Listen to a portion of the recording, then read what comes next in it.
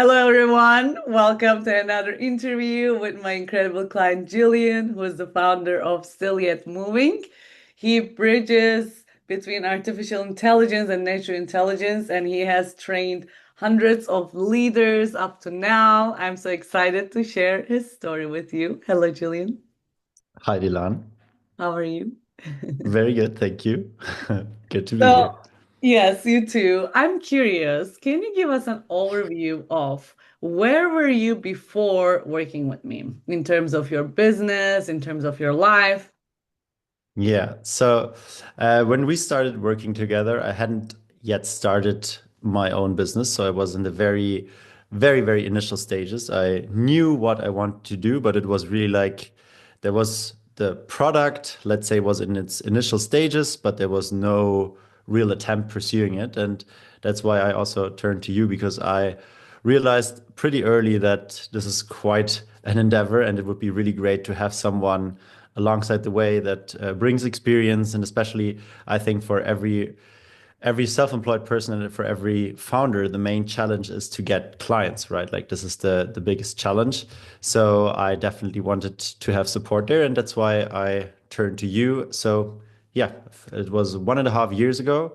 I was still kind of in my old job, so leaving that and just getting started, and this is where we met and where we started working together. Amazing. And I just remembered, by the way, that you said no to me in our first sales call. And then Julian attended a shorter training, which was about storytelling, which then inspired him to keep working with me. So at that time, how many followers did you have on LinkedIn? I don't recall the exact number, but it was around like 2000, 2000-ish. 2000. Just Um, like colleagues and past network. And what yes. happened in this time together? What things did you achieve gradually? Yeah. So, I mean, we had like a lot of working sessions together, so quite a few things changed. I would say what really where you helped me most is like in terms of shifting my mindset towards like a growth mindset. You know, there's just example that you mentioned to don't perceive an initial no doesn't mean to be a longer no, you know, like that's what was true for me. And I think what I also learned so many times and was like even today in many sales processes, like you get like a no initially, and then over time it turns into a yes. It's very rarely that you say, "Hey, this is the product," and people directly say, "Okay, I get it right away." Usually, it takes a few iterations, and I think what you were really helping me with is like getting a better understanding of what marketing actually is and what different streams of marketing there are, and that it's not only the sales call, there's also all the postings, there's newsletter, etc. So there are so many different elements that we can use and all help to not persuade our client, but to make them more aware of how we can help them. And I think you have a very nice way of showing this to people, you know, that it doesn't feel salesy. It feels like, okay, I have a product that's really helping other people. And that's why I don't feel ashamed or something to sell it. I feel excited to do that. And I think this is what resonates with people. And yeah, I mean, this has been really helpful for me to achieve the growth with Still It Moving that I would not have imagined to be that fast when we started. I mean, today it's three other amazing humans working closely together with me on different projects. I'm so happy that we turned into a real company. We are serving clients like multinational clients, huge corporations, and we have really developed solid products. So I'm really proud there. Um, Also, in terms of followers, a lot changed. Now I have more than 7,000 followers. So it's also if you keep posting consistently, things will change. And I think there you were also really of great support to shift the mindset to a place where I could do that. You know, because I think of course, we had all these amazing tricks with AI and like how to make posting more efficient with AI, how to make it feel easier.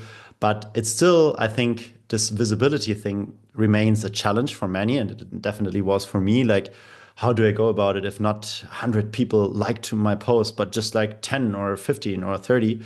And to keep through that and to move through that and to a point where all of a sudden now it's successful, but it doesn't come overnight.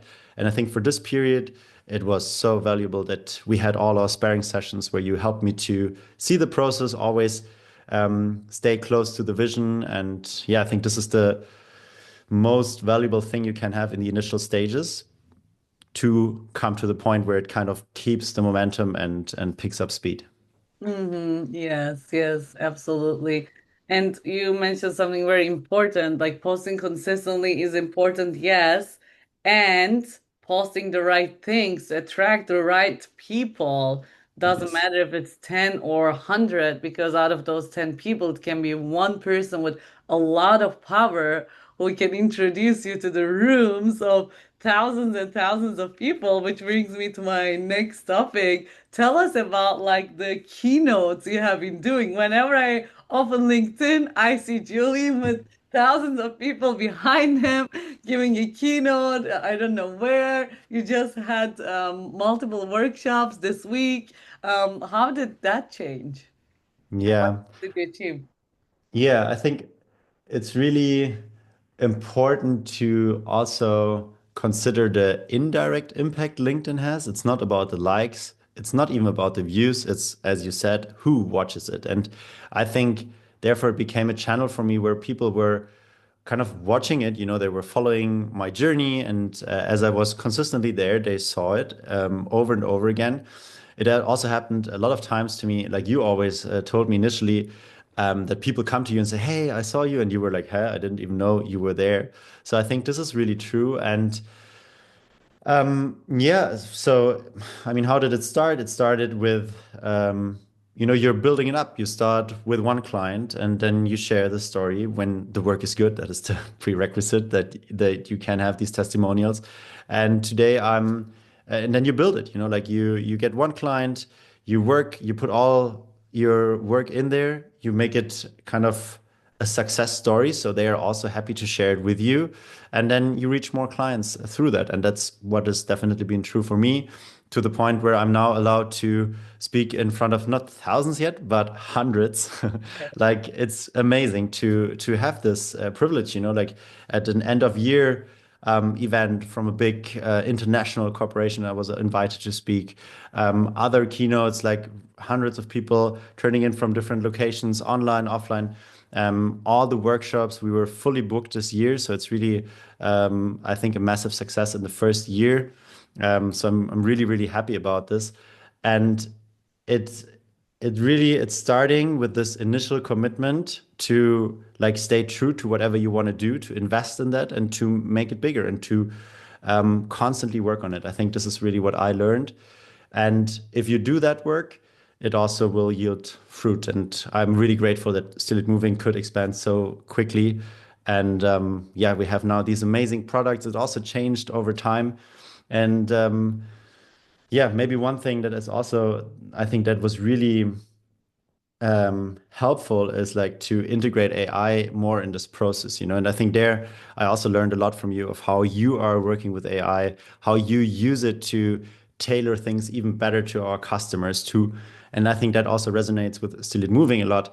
This natural meets artificial intelligence, so we don't want to have only optimized things that is maybe working for some aspects, but I feel it's better if you combine it in a fruitful way. So we were having um, all these different touch points from interviews, from the analyses we did, and then we are bringing this to AI and let use AI to help us make sense of all of these data points. And I think this led to better and better targeting of our clients, better understanding what our clients really need, and therefore positioning our product better so we can help more people. And I think this is maybe one thing you also really helped me see more. It's about like serving our clients and bringing the best possible values to them because we have these amazing products that help them to be more focused, more clear, more present, and also using AI more efficiently. And these are two products the world is definitely needing and looking for. And I'm grateful you helped me to scale it and to reach more people with that. Yes, thank you for bringing amazing impact to the world. And we were talking just before the interview with Julian how to explain this the best way.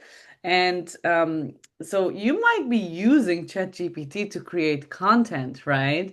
But it's not necessarily working well unless you really train it, because you could ask a medical doctor to perform heart surgery and the doctor wouldn't be able to do it because it requires so much specialization, right? And this is exactly what we do when we train our GPT to talk the language of our ideal clients. And this is what we call the art of messaging. This is when the words land. And this is why clients tell me, and you, thank you for offering your products and services. They're not telling us, oh no, he or she sold me today. They're telling us thanks for selling to us, right? And now you can work with these companies who have thousands of employees. You can give keynotes to hundreds of people, and then you have this amazing six-figure business who was built within a year, which is like a very, very hard thing for so many people. I'm curious, do you think you would achieve this kind of success in this amount of time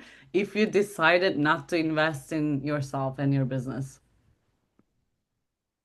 I mean, it's always hard to assess because you would never know, but I don't think so. I think it was not only necessary, it was tremendously helpful in achieving that. And um, I think, this mixture of like the emotional and mental support you gave, but also like, you just talked about it slightly, this ability of how to interact with AI. So it becomes really your helpful sparring partner, because I think that is really a downside that I see so many times, that people turn to AI without a focused and conscious approach, and therefore they just create this generic blah blah, which everyone kind of dislikes. It's not really helpful.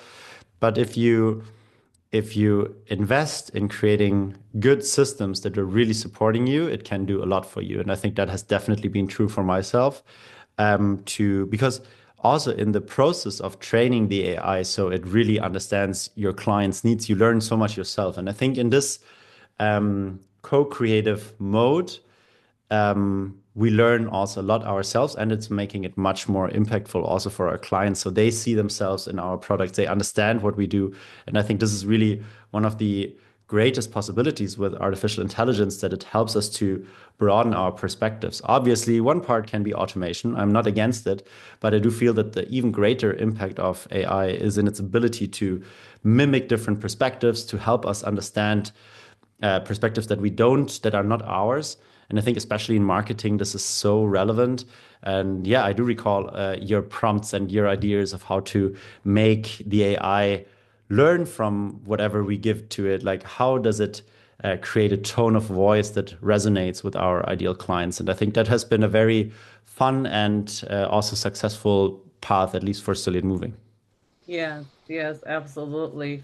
And that part of learning about our clients while we train AI, that can be tricky to implement on one's own. This is why so many people just skip that step and they go, okay, I need to be consistent. Let me just like go to ChatGPT and create 10 posts and post them in the next 10 days. And then they wonder, oh, I'm consistent, but it's not working because to implement that process you really need the support with you. This is why I'm really grateful you made it and you're bringing so much impact to this world. Thank you so much for having the time in your busy schedule to do this interview. I'm grateful for you. And where can people reach you if they want to contact with you, learn more about the amazing work that you do?